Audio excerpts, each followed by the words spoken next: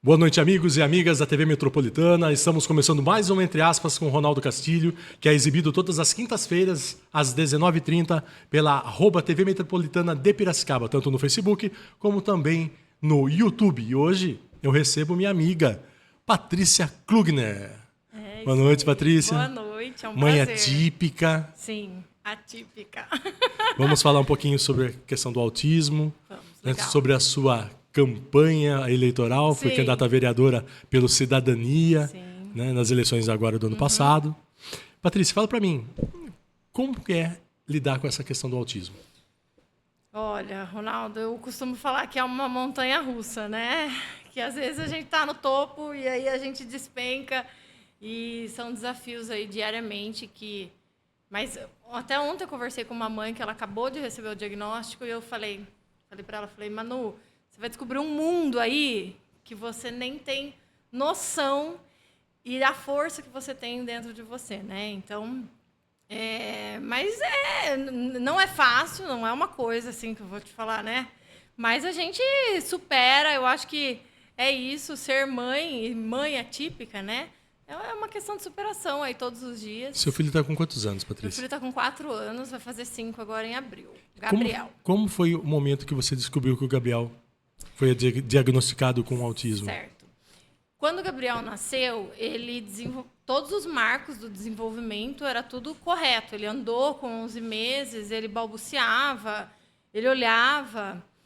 Quando ele fez 1 ano e meio, eu comecei a notar alguns traços aí que eu comecei a achar que eram diferentes. Ele começou a não olhar mais. Você chamava ele não olhava. Começou a se interessar muito só por telas, não queria mais brincar com brinquedos nenhum. Quando você colocava ele perto de outras crianças, ele fugia, né? E algumas palavras que ele tinha falado, ele nunca mais repetiu. E aí eu comecei a achar essas características aí diferentes e comecei a pesquisar sobre isso e a falar para o meu marido e para a minha família que tinha algo diferente. Mas ninguém acreditava, né? Todo mundo falava que era coisa da minha cabeça. Enfim, até hoje eu vi um post que falou isso. Falou, qual foi o momento que você sentiu que seu filho era autista? Porque a mãe, ela sabe que tem algo diferente com o seu filho, né? Enfim. E aí eu comecei a investigar o que estava acontecendo. O pediatra dele passou para um otorrino, e o otorrino pediu todos os exames aí, inclusive o exame Ubera, que é um exame que dá anestesia geral. Eu fiquei muito nervosa para saber se a audição dele estava ok. E estava tudo certo. E aí esse otorrino encaminhou para uma neuro. Então, até esse caminhar aí, o Gabriel já tinha mais de 2 anos. Na primeira consulta da neuro, eu já saí com o laudo. A neuro falou, olha, eu tenho certeza que seu filho é autista. E eu também já fui na consulta munida ali com um monte de vídeo ele já estava passando com a fono, eu já fui com um relatório, né? Enfim, quando eu saí dessa consulta, era um misto de sentimento. Claro que a gente tem uma decepção, algumas mães passam semelhante a um luto mesmo, e está tudo certo, cada uma encara, né, e recebe de uma maneira. Mas eu senti um alívio de saber que tinha um diagnóstico, porque você começa a pensar em muitas coisas e, enfim, eu e meu marido falamos, agora vamos tratar o que nós vamos fazer e começamos a correr atrás, né? Então, o Gabriel foi diagnosticado aí com 2 anos e meio. Faz 2 anos. E desde então você também busca políticas públicas para que as mães que recebam o diagnóstico dos filhos com autismo tenham o tratamento adequado. Sim. O que acontece hoje? A gente só consegue as coisas na briga, né? Na luta. E é uma luta diária mesmo, contra o plano, contra o SUS, contra a escola, para conseguir um auxiliar, para conseguir uma consulta, para conseguir o laudo. Então, quando eu descobri o autismo, o diagnóstico, eu já tinha um pouco de conhecimento referente sobre um pouco de autismo, como que funcionava, eu já tinha contato com algumas mães. E aí, depois disso, eu comecei a buscar e me inteirar mais do assunto, né? E realmente percebi que a gente nunca é apoiada, né? A gente sempre tem que... medida judicial, questionamento, ameaça, às vezes. Não é que eu quero brigar, eu não quero brigar, né? Eu quero que meu filho seja aceito. Mas aí eu comecei a perceber qual a necessidade mesmo de políticas públicas voltadas para isso. E a dificuldade que a gente tem de ter políticos que abracem a causa, porque hoje a gente fala em políticos aí que falam de autismo, tal, né? Mas depois na prática acaba sendo esquecido isso. Enfim, e aí eu comecei essa busca, não só pelo tratamento e evolução do meu filho, mas também por uma melhora aqui na cidade. Eu tenho um grupo de mães hoje no WhatsApp grande, tem 170 mães que a gente conversa, dicas, troca sobre qual a melhor terapia, clínicas, porque a gente sempre está correndo atrás das terapias, né? É uma busca aí. Troca de informações, né? Isso. Patrícia, fala uma coisa para mim. A rotina diária da tua casa mudou, né? A partir do momento que você descobriu o diagnóstico do Gabriel, a rotina ela muda. O que muda mesmo, assim, no sentido de... É um tratamento especial? Como que é? Explica pra gente, por favor. Sim, existem terapias específicas, né? O Gabriel hoje ele vai todos os dias na terapia e tem dias que ele vai 2 vezes. Hoje, por exemplo, ele foi às 2h30 da tarde e agora às 5 horas da tarde. Então eu tenho a minha mãe aí, que é o meu braço direito, e que muitas mães não têm essa rede de apoio e que se torna insustentável continuar trabalhando e se dedicar, né? Mas a rotina basicamente essa, da maioria. Escola, né? Maioria meio período e o outro período é terapia, sempre. Então, os autistas também gostam muito de rotina, então a gente tem esse apego aí nos horários, né? Então, é isso, a rotina mudou completamente e eu nunca imaginei que tudo ia ser assim, né? Mas, poxa, se eu recebo e vamos encarar. Patrícia, fala mais uma coisa. Você falou que tem um grupo de apoio de 170 mães, né? Isso. Você se reúne mensalmente, semanalmente? Como que é a... Nós temos um grupo de apoio no WhatsApp. Quem quiser também, depois quiser procurar na rede social, o meu nome eu posso incluir. E a gente, nesse grupo de apoio, conversa diariamente. Mas nós temos um projeto que se chama Projeto Célula, onde a gente se reúne semanalmente, todas as segundas-feiras, às 18 horas, começa às 18h30, e a gente faz um acolhimento ali com mães. Às vezes, há profissionais que participam, a gente está sempre procurando convidar profissionais, quem for profissional, que tiver interesse e puder contribuir aí com o nosso projeto, é muito bem-vindo.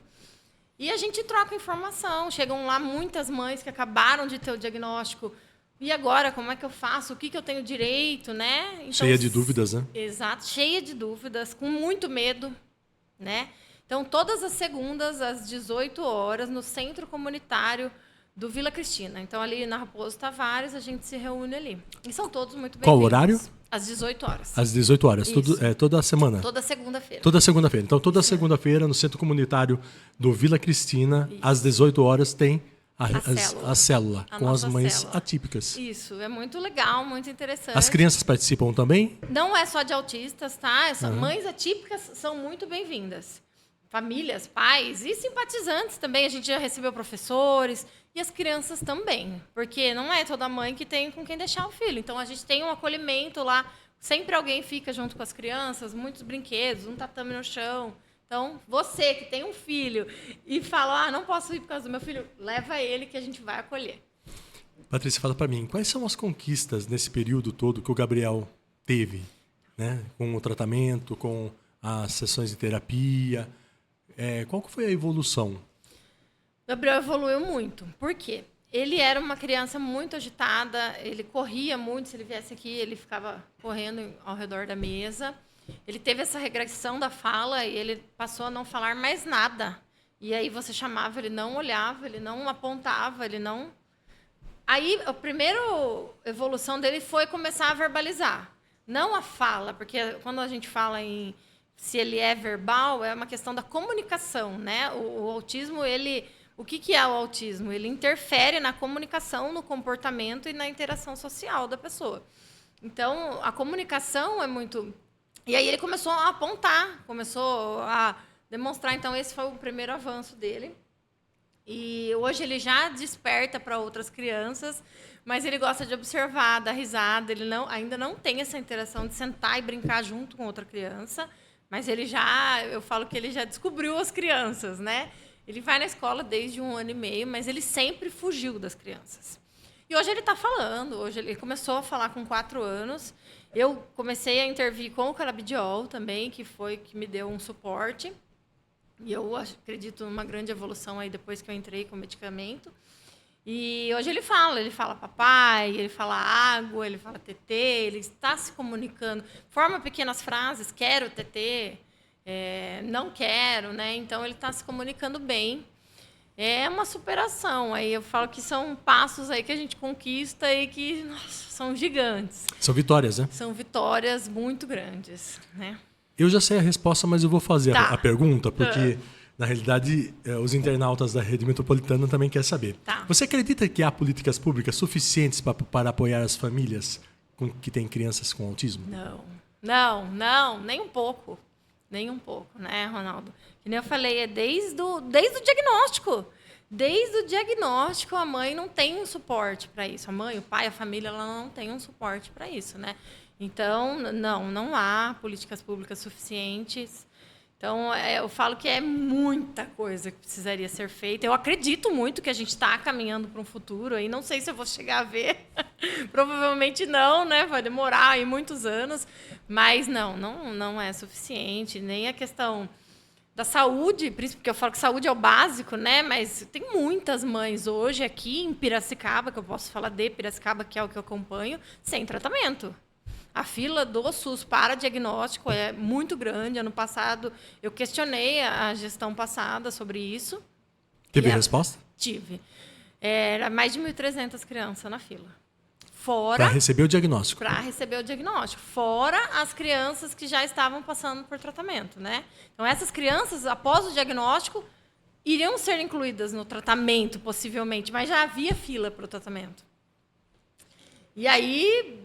Claro, nós estamos aí numa nova gestão e eu quero saber como é que vai ser, se Deus quiser, né? Que a gente tenha aí alguma melhora com relação a isso, porque as mães, quem não tem um plano de saúde hoje, e mesmo assim no plano de saúde a gente briga, né? A gente contesta, mas quem não tem um plano de saúde hoje fica muito complicado. E o que acontece? O autismo ele tem algumas evoluções em determinadas idades. Então, se a criança ela perde muito esse time, ela vai evoluir, mas não tanto, entendeu? Ela perde um pouco esse tempo de intervenção. E nessa fila aí do diagnóstico, como é que fica? A pessoa até ela conseguir uma terapia. Então, eu acho que o básico da saúde é o principal, mas a gente precisa de políticas públicas aí, educação, saúde mental para essas famílias, porque a mãe atípica, ela carrega aí um mundo nas costas e a maioria das mães adoecem.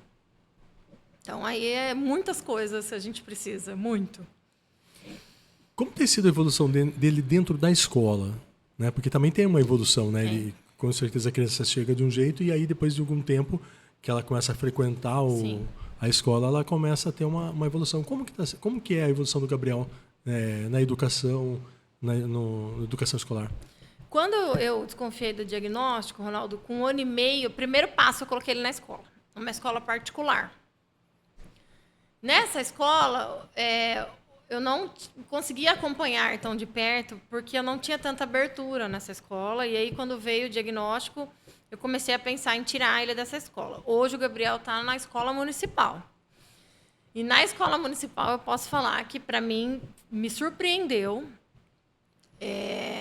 O Gabriel, você é uma escola que você consegue entrar, elas conversam diariamente com você, né? Então, eu tive uma boa devolutiva depois que ele foi para a escola municipal. E ele hoje já consegue ficar sentado numa sala de aula, mas são pequenos momentos. Ele quer sair, depois ele volta. Então, ele tem... Por isso que a gente fala no ensino adaptado. Porque não é só o autista, né? Tem o TDAH, hoje nós temos outros transtornos aí.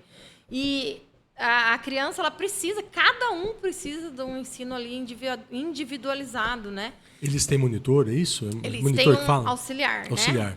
Então, como é que tá hoje? E até eu tenho conversado com muitas mães essa semana, porque elas estão desesperadas. Hoje, o meu filho está com uma auxiliar e 4 crianças aí atípicas dentro da sala. 3 são autistas e uma criança cadeirante e síndrome de Down. Então, e um auxiliar somente. Um auxiliar somente. Eu conversei com a professora dele, eu já prevejo que isso não vai dar certo. O certo seria um auxiliar por pessoa. Criança, por isso criança. mesmo. O Gabriel ele tem o pedido exclusivo do auxiliar. Não são todos, embora a lei respalde isso, mas não são todos que conseguem. Mas quando a gente tem o pedido, a gente entra com a medida judicial. Eu não entrei ainda, mas eu vou entrar. Mas hoje está na classe do Gabriel uma auxiliar para 4 crianças. E tem situações de uma auxiliar para 5. Não vai dar. O que vai acontecer? Essas crianças não vão ter a atenção precisa e não vão evoluir, né? Elas vão passar o ano ali e a auxiliar, elas não têm culpa, elas não têm capacitação, elas não têm... A gente encontra com auxiliares aí muito dispostas a querer entender e cuidar, né, da criança, mas elas não vão dar conta disso. Então, hoje, aqui em Piracicaba está assim. E as mães estão muito preocupadas com isso. Quais são outras preocupações que as mães têm em relação à educação do filho autista? Além dessa daí. Essa do auxiliar, né, uma principal preocupação, mas o que existe? Existe o PEI, que é um ensino individualizado hoje, e isso não é aplicado na maioria das escolas. Porque, que nem eu te falei, por exemplo, o Gabriel não consegue ficar sentado e fazer um exercício igual uma outra criança com a caneta, mas ele consegue pegar figuras e montar. Então, por isso também que teria que ter um individualizado ali para cada criança. Essa também é uma grande preocupação das mães. Nós temos também, por exemplo, o Gabi ele tem uma seletividade alimentar. Então, ele não consegue se alimentar, ali ele precisa de um suporte para se alimentar. Como é que essa auxiliar vai dar esse suporte para todas essas crianças? Para 4 crianças ao mesmo tempo. 4 crianças. É difícil, né? Então, é difícil. Então, a grande preocupação das mães é essa hoje, e também a falta de um profissional capacitado. Porque quando um autista entra em crise, por exemplo, uma mãe que está trabalhando, ela não consegue sair correndo e ir lá buscar a criança, mas a gente vai, né? Mas não temos alguém que consiga lidar com esse tipo de situação hoje. Então, eu acho que isso também precisaria dentro aí das escolas, né? Pelo menos uma pessoa que fosse capacitada e soubesse lidar com essa situação. Diante desses percalços nas políticas públicas, sim, Patrícia Klugner se candidata a vereadora nas eleições passadas de 2024 pela Federação PSDB Cidadania. Isso. Como foi essa experiência, Patrícia? Nossa, foi maravilhosa. Primeiro que eu nunca imaginei que eu ia chegar assim, né? Na verdade, eu falo que a Patrícia, há 2 anos e meio atrás, e a Patrícia hoje, depois do diagnóstico, depois eu também fiquei doente, depois posso contar um pouquinho dessa parte aí, mas é uma outra Patrícia. Eu cresci demais e eu nunca imaginei chegar a me candidatar, né? Mas eu fiz um evento no shopping, e no shopping eu conversei com muitas mães que me relataram, isso foi no final do ano passado, que falaram muito, olha, a gente precisa de uma representante, por que você não se candidata, né? E aí eu falei, será, né? Tal. Eu já tinha trabalhado com política, né? E aí, enfim, veio essa vontade aí de querer fazer mais e fazer de verdade, que eu falo que a gente precisa ter uma representante, e foi o que eu conversei com essas mães agora semana passada. Por mais que eu tenha tido uma votação assim bacana, que foram quase 500 votos, não é o suficiente para entrar, né? Sim. Mas, claro, me surpreendeu muito. Para mim, eu fiquei muito feliz, mas lógico que o objetivo... Por ser a primeira campanha. Por ser a primeira campanha. Mas, claro que o objetivo era ter entrado. E aí a gente falou sobre isso. Como a gente tem a necessidade de ter uma representante, aí, um representante que vá lá e que brigue, que tenha a voz ativa. Que tenha a voz, que encare essa situação. E eu acho que nada como uma mãe, um pai atípico que sabe de verdade o que a gente passa, né? Então, foi maravilhosa essa experiência. Essa troca aí com muitas famílias foi muito legal. Conheceu muita gente, Conheci muita gente. Pessoas que eu nem imaginava que me apoiavam, assim. Choveu mensagem, minha rede social cresceu muito. Foi muito bacana mesmo. Eu saio dessa muito maior do que eu entrei. Então a gente pode acreditar que existe uma pré-candidatura da Patrícia para 2028. Com certeza. Para a Nós Câmara vamos Municipal. trabalhar muito para isso, com A Patrícia certeza. já começou? Já comecei. Nós temos aí, eu quero colocar um projeto em prática esse ano, que vai ser mais para entrar dentro da periferia, porque nós temos muitas crianças lá que não são laudadas, que a Não mãe... são diagnosticadas, né? que a mãe não tem nem noção do que Que a filha pode ser do que o autista. filho pode ser. E envolve também a família toda, né? Não é só o autismo. Então, eu tenho alguns projetos aí que eu gostaria e em breve eu vou divulgar bastante coisa aí. Já que você tocou no assunto da família, Patrícia, como que é? Por exemplo, tudo bem, você e seu marido recebeu o diagnóstico, mas como que é a família, assim, os parentes, vamos dizer assim, quando eles ficam sabendo que existe na família alguém com o diagnóstico do autismo? Qual que é a interação? Muda a interação? Eles perguntam como que faz para entender como se conviver com alguém que tem o autismo? Pergunta muito boa essa. Por quê? A gente não sabe como é essa realidade até viver. Então, no meu caso, eu posso falar que muitas pessoas se aproximaram e outras se afastaram. Mas não porque o filho dela é autista. Porque não tem nem noção de como a gente precisa de um apoio, de uma palavra, de eu perguntar, e aí, seu filho está evoluindo? Seu filho está... O que está acontecendo? Como é que está a situação? Gabriel... Então, eu tive pessoas que se aproximaram, não só familiares, amigos, muito, que me surpreenderam muito, e tive outros que não é que se afastaram, se tornaram, assim, nulos, indiferentes, né?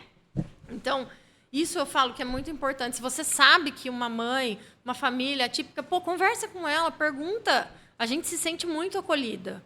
Então, isso é uma necessidade aí que eu senti, que muitas pessoas se tornaram indiferentes com relação a isso, da família também. E nesse período todo, né, Patrícia, você teve a alopécia, é isso? Explica pra gente o que é a alopécia. Tá. Logo que eu comecei essa investigação do diagnóstico do Gabriel, eu percebi um primeiro buraquinho aqui na minha cabeça. O que é a alopécia? É a perca de cabelos, né? Então, nós temos a alopécia total, temos vários tipos de alopécia. A alopécia universal, onde caem todos os pelos do corpo. E aí, eu não conhecia essa doença. Eu vi que estava diferente aqui, estava sem cabelo, né? Mas foi quando eu estava pesquisando aí sobre o diagnóstico do Gabriel e eu acabei não me indo atrás, não me importando com isso. E realmente é o que acontece com muitas mães. A gente acaba aí se anulando e deixando de cuidar da saúde, né? Só que a gente tem que entender. Só que a gente tem que entender que a gente tem que estar saudável para cuidar do nosso filho, né? Mas, enfim, aí existiam algumas situações também na minha vida que depois que veio o diagnóstico que eu não queria mais continuar.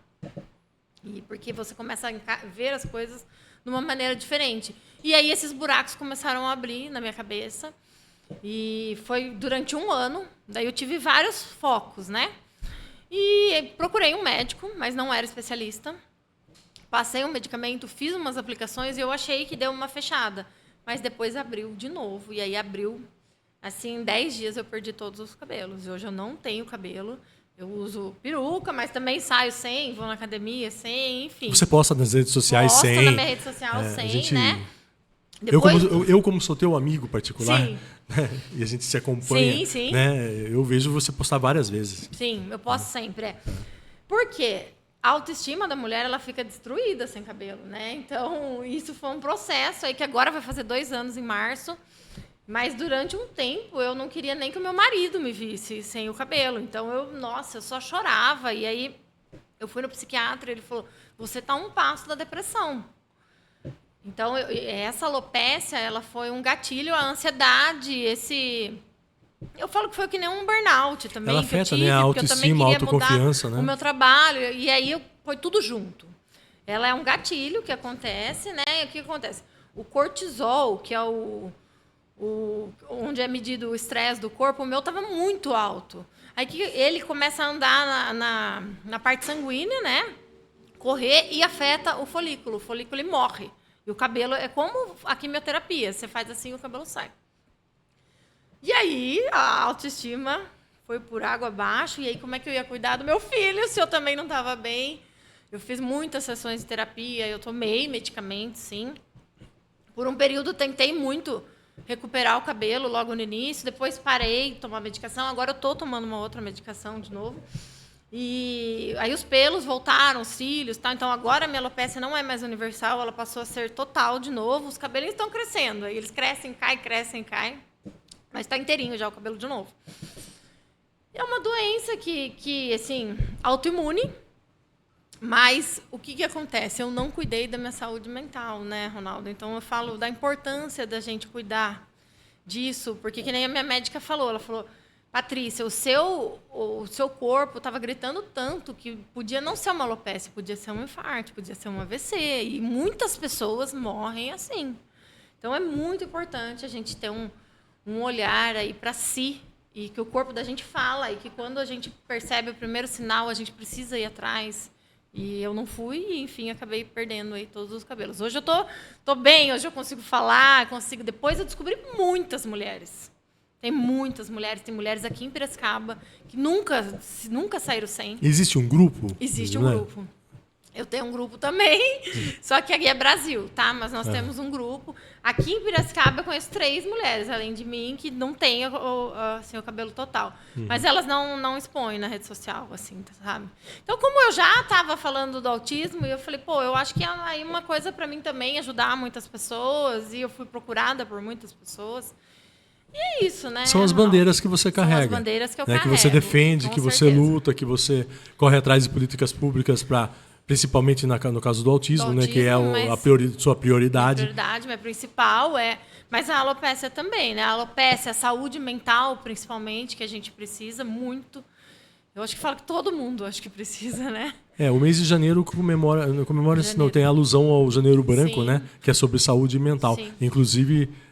acredito que acho que foi o programa passado que veio 2 psicólogas de Saltinho, né, a Manu e a Karina, e elas falaram sobre a questão da saúde mental, sobre como tratar, né? Patrícia, e o seu marido, que é meu amigo também? Sim. Olha, como que ele recebeu? Tudo isso, né, Ronaldo? Porque deve ter caído tudo junto. Um terremoto na costa dele, né? Eu nunca conversei com ele a respeito disso, apesar dele ser meu amigo, né? Nunca conversei com ele a fundo, né? A gente conversa sobre outras coisas, mas assim, como que ele recebeu toda essa tempestade de novidades e notícias? Ronaldo, o Carlos, ele realmente falava que não achava que era autismo, achava que era coisa... Ai, Paty, eu acho que não, né? Tal, será? Enfim. Quando eu fui nessa consulta com a médica, eu estava com ele, e a gente saiu de lá, e eu lembro que eu estava dentro do carro, e eu falei assim, e agora? Eu falei, ele falou, e agora nós vamos contar para as pessoas, ele falou, e nós vamos... E é o nosso filho, ele falou. E assim, existem muitas famílias que acabam, tá, depois do diagnóstico, muitas mães solos aí, não só do autismo, mães atípicas, muitas mães sozinhas. Mas o meu marido, graças a Deus, me apoiou 100%. Ele, claro, se dedica muito também ao Gabriel, a evoluir, a tentar brincar aí, né, com ele. E a gente comemora junto cada conquista. E depois essa questão da alopecia também. Ele falava, para, você é bonita até careca. E aí eu falava, ai, amor, acabou. Ele falava, acabou. Porque eu sempre fui uma pessoa muito vaidosa. E ele também careca. Eu tô até imaginando ele falando isso. E ele falava assim, seremos os 2 carecas. Mas ele me apoiou muito, muito. Nesse período aí que eu fiz a terapia, eu fiquei muito destruída. Então, o casamento ficou abalado com relação a isso, a intimidade do casal. Mas eu tive assim... Graças a Deus, um suporte aí gigante do Carlos. E, nossa, a gente superou muito isso. E ele me incentiva todos os dias. Ele fala, amor, vai pra academia, vai. Né? Graças a Deus, eu tenho um parceiro aí de vida. Patrícia, existe algum tratamento para alopecia? Existem tratamento, vários tratamentos. Né? Eu fiz um com corticoide, que eu enchei 20 quilos. Então, além de eu ter perdido o cabelo, ainda eu enchei muito rápido. Assim, agora eu já perdi uns 6, mais ou menos, mas eu ainda estou uns 14 quilos acima. Fala 15, vamos perder mais um. Acima do que eu estava antes. Meu rosto inchou demais. No meu caso, o corticoide não deu certo. Pelo contrário, caiu ainda mais. E hoje eu estou tomando um imunossupressor que chama tofacitinib, é um manipulado. Mas existem tratamentos, existem injeções, eu fiz várias, existem vários tratamentos. E é isso, né? Mas se não der certo, se não nascer, tá tudo certo, vamos embora ser careca. Vamos caminhar. Não é isso que vai me parar, eu sempre falo isso. Às vezes algumas mulheres falam, nossa, como que você consegue? Como é que eu consigo? Eu não vou parar, porque eu perdi o cabelo. Vamos, claro que, né? Mas vamos seguir, tá tudo bem, vamos encarar e vamos caminhar. Esses dias eu comentei com as duas psicólogas, com a Manu e com a Karina. Falei, desistir não é opção. Não é opção. Né? Então, não esse é o ponto. Desistir não é opção. Não é opção, é isso aí. Né? É. Mas, além da candidatura, da Sim. pré-candidatura para 2028, para a Câmara de Vereadores, quais são os seus planos, Patrícia? Para esses 3 anos, na realidade, antes, né, pré-campanha, Sim. né? O que você pretende?